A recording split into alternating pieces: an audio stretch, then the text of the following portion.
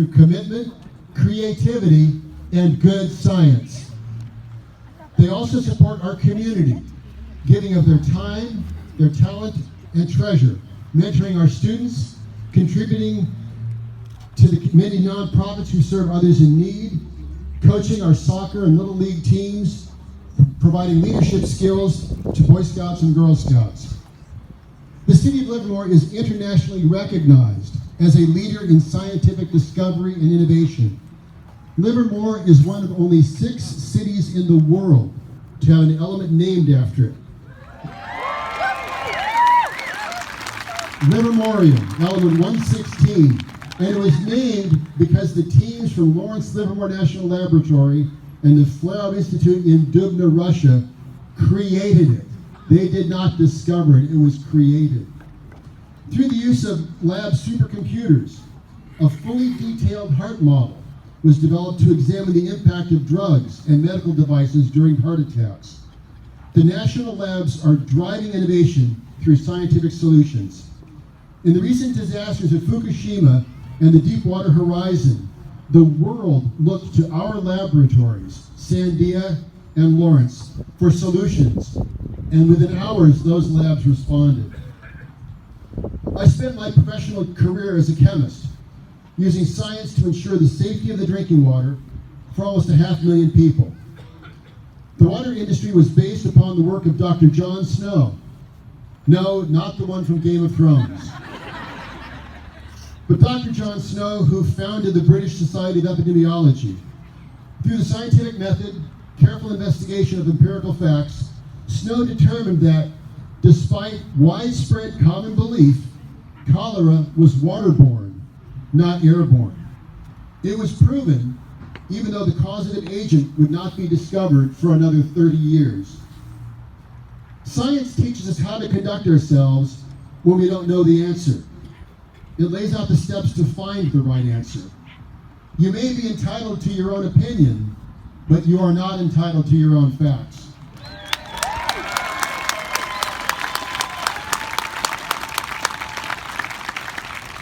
All of us saw what happened in Flint, Michigan, when political expediency and belief resulted in contaminated water that has poisoned a generation of children. The inconvenient reality is that in an attempt to save a few dollars a day, the debacle in Flint will cost this nation and that generation hundreds of millions of dollars to repair the damage, if repair is even possible. The failure resulted from what was believed to be short-term expediency pitted against long-term science-based commitment. I believe that being trained as a chemist has made me more effective as a public servant. It has allowed me to consider issues and facts first by removing emotion and, ironically, the politics behind it. It allows me to focus on the real goal, which is to determine what is in the best interests of the community. I believe that the true reason to serve in public office is so that the community is a better place because you served.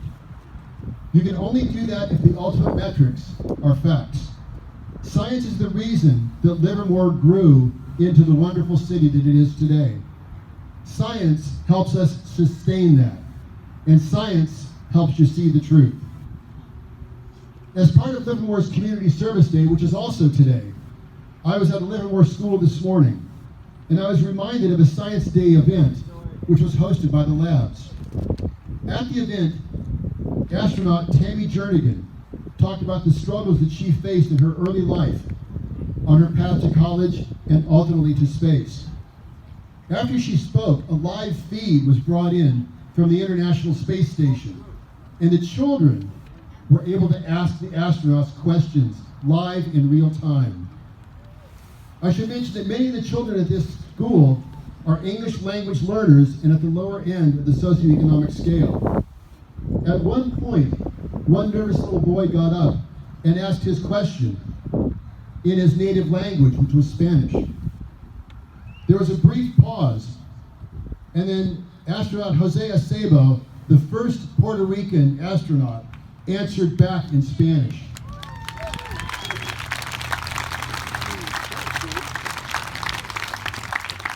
At that moment, every child in the audience knew that through science, anything was possible. Literally, the sky was the limit.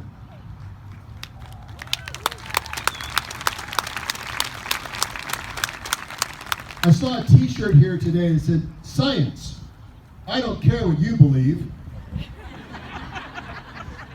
Another great one I saw was, "Science, like magic, only real."